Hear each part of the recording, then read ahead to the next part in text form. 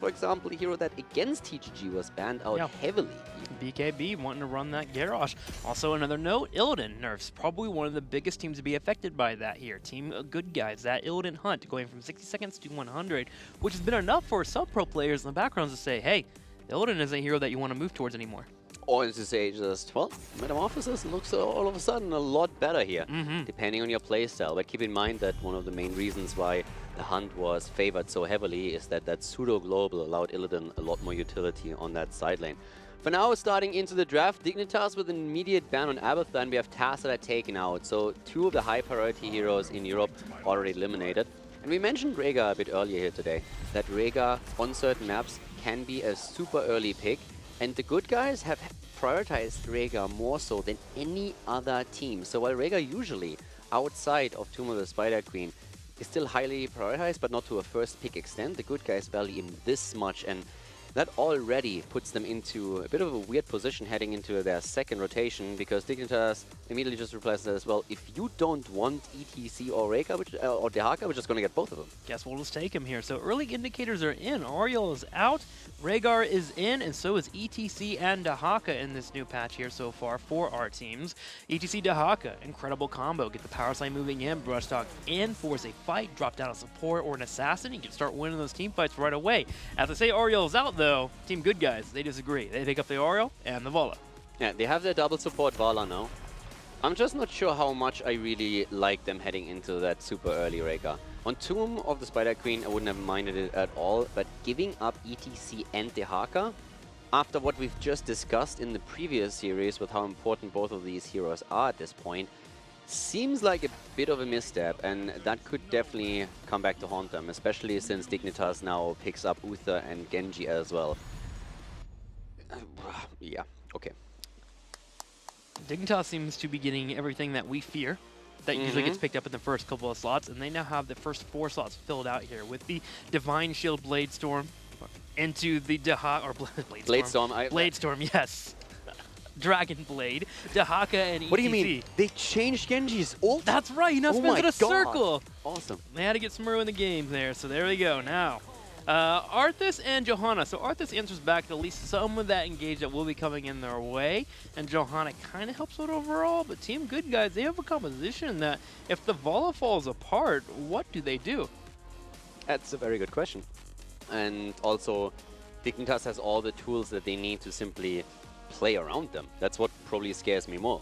Dignitas definitely has a setup that they can use to jump on lanes, get isolation kills, fight team fights as well, if they now add a good mage, which I would expect them to do still.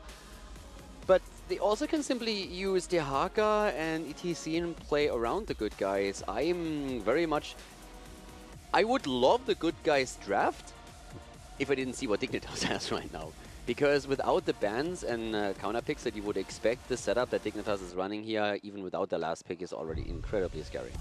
The good news for Good Guys is they do have a decent front line, can force those fights, but this is going to be a bit harder now. With Gul'dan coming on the mix here for Dignitas, one, they get decent poke, which really helps out with that front line. It's very hard for Johanna to dive into a Gul'dan, and they also have the Horrify if the tanks ever overstep and keep those supports on that back line. So it's a bit of a difficult draft here. Team Dignitas, they seem like they got a win here.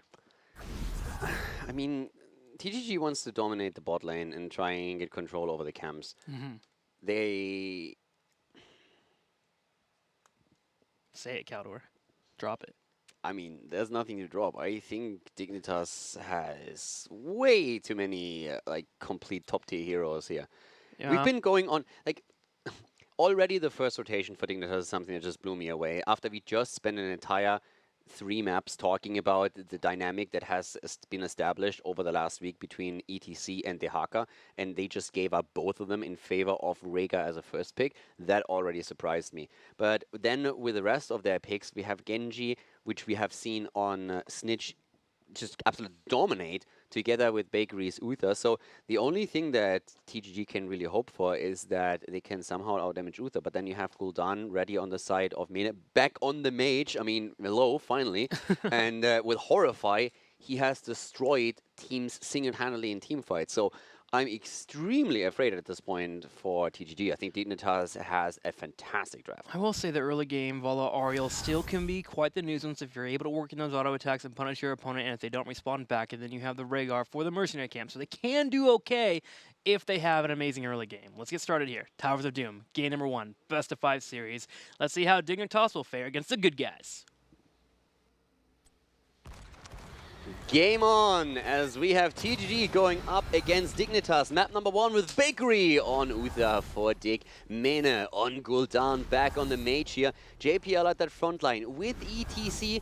And we're seeing Snitch on his Genji that he can use to decimate an entire opponent's backline.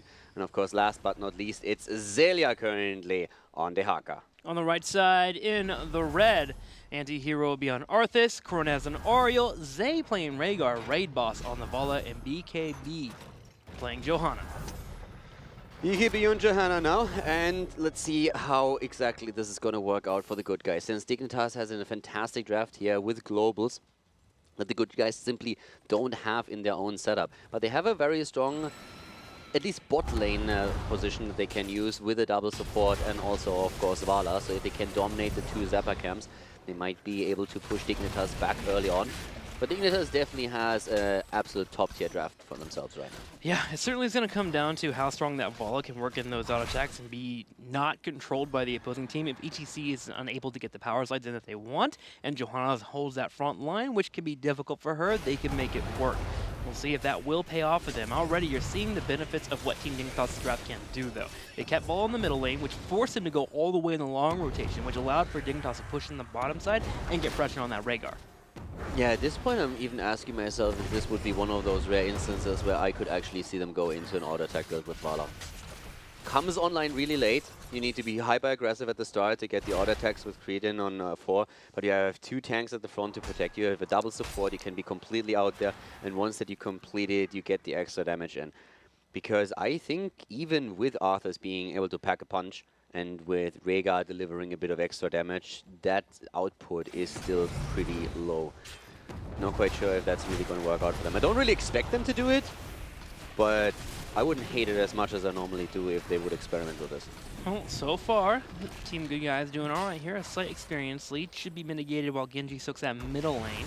Should be having an altar spawn soon. There they go. They have been activated, and both teams grab mercs. Also, one thing to point out is we talk about Uther as a solo support, but let's not forget that we are having on ETC an immediate proc rock taken here. So he's at least after the 20 globes going to be able to help them out a little bit. So Uther has some assistance here, and even if it's just for ETC alone, it really helps if you don't have to focus every single heal on your tank. Now let's see how these altars will pop out. In terms of just looking at paper, Team Dignitas should be in the lead here. They have a Dehaka who should be able to rotate in with that Bloodsucker and help out on the bottom side, so they should be able to grab both the altars if they play it correctly. Team Good Guys on the other side will have to reset up. And here comes the Dehaka. They move in, they find a Rhaegar, and Zay looks like he's in trouble. Yep, and that was also a little bit predictable, but so far Zay isn't dead yet. Well, just kidding. That. Snitch is already there, so I was like, hey boys, how you doing? And takes him down. Gets his reset, doesn't use it immediately. There's no place for him to jump in. JPL already with the power slide, but they're just buying some time for Bakery to channel. But interrupt, thanks to Vala, as we see even more aggression from Snitch, pushing everyone on the side of the good guys back to allow the second channel for Dig. And that dash was very important for Snitch, going in there, buying some time there to make sure that channel does go off before Rhaegar does spawn and joins back in the fight. And that was actually incredibly textbook from Dignitas. I was actually kind of wondering why Team Good Guys put themselves in a spot where a power slide could hit 3 people and set up for Dehaka to go in for the rotation. A bit of a misstep there by Rhaegar. Yeah, and now the thing is really also that Mene is just firing away from the backline the entire time. And the one thing that Mene is absolutely known for is his usual impeccable positioning. That is incredibly difficult to jump on him and put him under pressure. And as long as you don't do that, as long as you don't have that flank that pressures him, he is just going to completely rip you apart. And at this point, Dignitas has the 2 altars channeled through, so they have a slight lead when it comes to the hit points on the core. And they've already done some significant damage to the towers itself with that earlier Zappa camp that they take. Well, an uncontested Gul'dan is a happy Gul'dan. Well, I guess Gul'dan is never really happy in lore, but regardless, a Gul'dan that is uncontested getting a siege off there, Mene at least is going to be happy there. Here comes another fight on the right side. I do like the attempts at engages by Dignitas. Not quite paying off here, though, as Bakery gets picked off. Team Good Guys answer back. Yeah, good kill from the good guys. That was an important one too. So they are able to not only get the Zappa camp, but at the same time they get a kill on top of that. Snitch, on the other hand, is not going to have any problem here. Nice. Good move here. Quick iron skin being used on the side from BKB, so that was definitely an important one.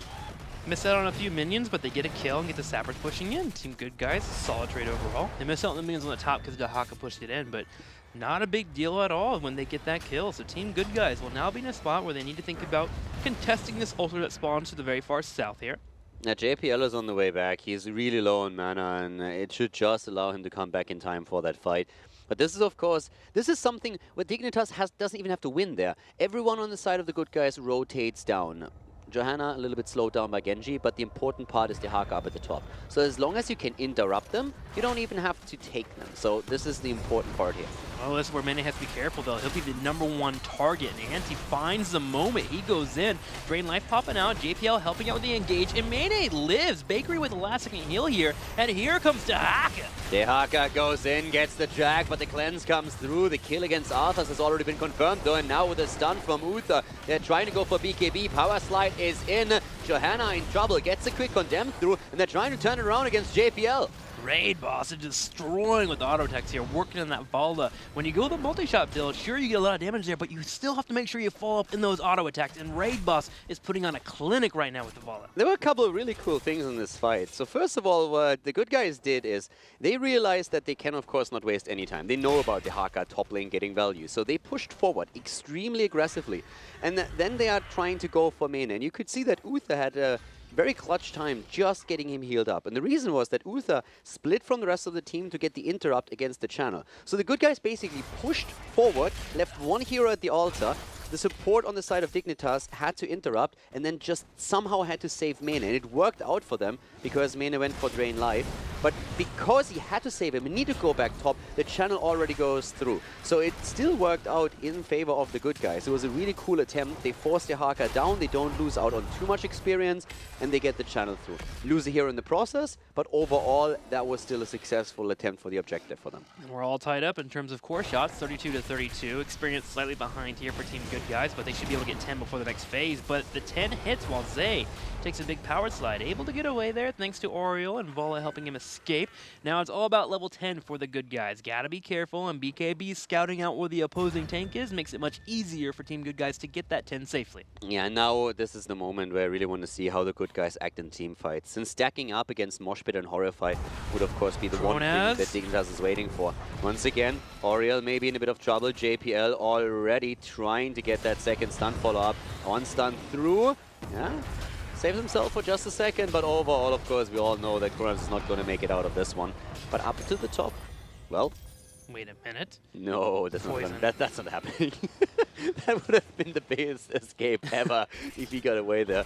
But of course, Dignitas was also in a bit on a timer since they need to go top to contest the two altars. Still, they buy time for their teammates here as they will be able to grab one of the altars. So big engage on the right side as they will be hit with the solo Horrify. Can they find the lockdown they need? Snitch goes in with the Dragon Blade. There's one Divine Shield being utilized. Turns around for a heal too. So they get a kill and at least get an altar. But still, a lot of heroics being used. That was a big resource commitment, but that's fine since they don't have to fight for the altar anymore. If there was another objective up, it would be a different conversation. But right now, with what they achieved, getting the kill and the altar, it's okay. The heroics are going to be up for should be up for the next fight. But actually, it's JPL who hasn't used his own heroic just yet, who gets rooted down. There's no Divine Shield available, which could allow a mosh pit, but he can't just use it. The thing is that Snitch is in the meantime destroying everybody in that backline there. Getting the kill against Arthas, Johanna is down, and Snitch isn't done yet. They're going for Raid Boss as well. Raid Boss turns around, though, and gets the final shot on Genji. Gotta feel a little bit on the rough side there. Team Good Guys moving in, looking like they have the kill on HGC, almost forcing a fight, and then the turnaround there. Snitch comes in with the Genji damage and Dahaka to help him out. They're able to get a 2-for-3 trade. It's definitely a bit of a damage problem. They have a lot of CCs, and we just saw that with Blessed Shield and also the Howling Blast. But confirming those kills is a little bit tricky for them.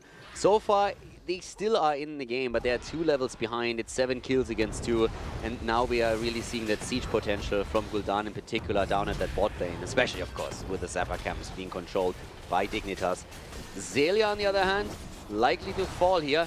But even if he dies, the bottom bell tower is gone. Big trade-off there. Trying to get away, just couldn't quite do it. The Sappers are trying to get through, but Raid Boss doing his best to hold. Won't be able to do so. Sapper goes off. Another shot to the core. 28-27 while 2 altars do spawn. Now, Dahaka will be able to head back in, and I didn't see if he used his essence. If he has his essence, this is actually going to be an okay spot, but Dahaka coming in with 0 essence might prove favorable here for Team Good Guys. They're able to get the pick off of where he's coming in at. But they are in a spot where if they engage towards the bottom altar, if they try to escape, they don't have an escape path on the bot lane any longer since that bell tower was taken. So that's, from a positional perspective, a big advantage for Dignitas as they are going in. Choke being held here, sent to the left side, and JPL is on the right. Already trying to get the channel here. Mena joining the team now. We do have Dahaka going to the top, getting essence. Bakery, does he get the channel? Condemn as Johanna moves in, but Mena firing back away from the back line. Anti wants to fight. He pops the army to dead. They go for JPL. Here's Dahaka. Snitch wants to interrupt. Yes, and gets it. Oh, Cronesso able to get the Tainments right and knock him away. Anti-hero is going deep. He's looking for Mane. Yeah, he's definitely looking, but Mena all of a sudden turns around with the damage. Here comes the Horrify with the kill. Raid Boss gets slayed down there. BKB turns around. The damage is gone for the good guys. The drag is in, and there's the mosh pit in the choke point. Johanna moving in and going down as Snitch is just wrecking everybody. And Team Dignitas will easily win this team fight. Good control by them. Nice patience as well. Finally get the pick off on the Vala, and Snitch grabs 5 more shots to the core. 1-4 trade in favor of Dignitas. They only lost Gul'dan, but now they can also, of course, claim another Zeppa camp. They just got the shots, 28-14. Great fight here. Here in particular, first of all, the drag that we saw, and then also cutting the path of retreat off with another great mosh pit after the initial kill against Vala. Horrified, man. Hitting all 5 members allows for Dignitas to turn around for the easy setup. The Divine Shield on HGC buying just enough time here for Mana to drop down those Fell Flames, and that is going to be the end of the fight. And from here, they just control the battleground, pushing on the bottom side, keeping that bell tower alive, while Dahaka heads to top and gets 16. I love how Sage just basically said, screw you guys. I might have still my Ancestral, but no, you're dead anyways. I'm not going to waste a cooldown for you. So yeah, he just ran. You could see him hesitate for just a second. He was like, do I try? And this is like, I don't like this guy in the first place, so I just get out. Yeah, I mean, what's the point of even using it? If you actually think about it, you drop down the Ancestor healing and suddenly you have no fight anyways. Just let him die. They can respawn and get mana there. At that point, it didn't make sense. Maybe a little bit earlier in the fight, he could have tried and used it, but the Horrify, of course, was a big interrupt there as well. But at the end, when Arthur's was in trouble, there was just no way of saving him. Even if you dropped the Ancestral that late, Arthur's going to die and you just wasted a cooldown. So in the end, it made sense, but earlier in the battle, that would have been a good way to at least save one of those boys. And this is going to hurt. 3 altars activating here.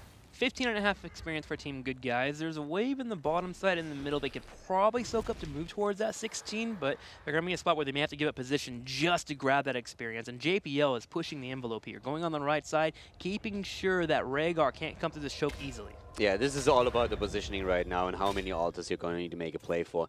Both of the teams already with a channel attempt to the top left and top right, but BKB with the interrupt. And in the meantime, Gul'dan is taking the bot lane. So it's all about the top left right now, and Mena is making his way over on his mount.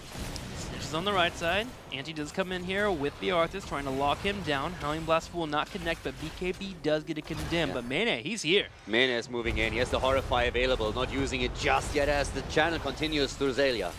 Anti-hero stepping forward, does get the interruption. Blessed Shield comes in, and immediately Anti-hero comes in also with the army trying to go for it. Already Isolation being used on Johanna as we see the Divine Shield and the Mosh Pit. Raid Boss gets locked down completely. The Ancestor healing can't keep him alive, and Snitch, he's ready for a heyday. He turns around, 2 kills, looking for a third. Here's a dash, and BKB, he will fall. The Horrify came in and completely put them into chaos. Kronas now falling too. Another 4 kills for Dignitas, increasing their kill count from 15 to 5, going for the boss. Shots fired all over the place, and even delaying right now the channel on the altar since they're prioritizing the boss first. That's going to be another 4 shots, and overall we're going to see the good guys fall down to 2 points on the core. How do you kill a Vala comp?